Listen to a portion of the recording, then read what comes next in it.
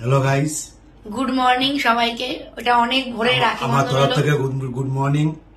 ভোরের বাড়িতে আসলাম, বোন রাখি পড়ালো, এই এখন একটু খাওয়া দাওয়া হলো, মিষ্টি খেলাম। অনেক সকালে আজকে রাখি পড়ানো হলো, ভোর 6:30, কারণ ওর ডিউটি আছে, বেরিয়ে যাবো। তার মধ্যে ওয়েদার খুব খারাপ।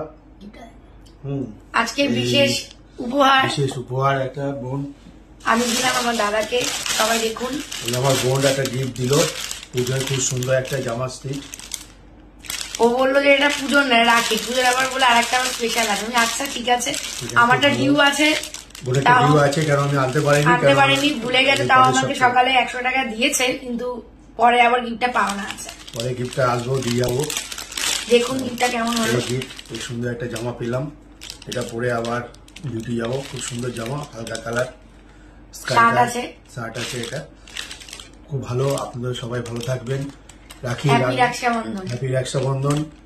আপনারা সবাই আনন্দ করুন, ভাই বোন মিলে ভালো থাকুন, সুস্থ থাকুন, সবাই সবাইকে রাখি পড়ান, দিন কাটান, আনন্দ করুন, দিন কাটান, ভালো থাকবেন। নমস্কার, বাই।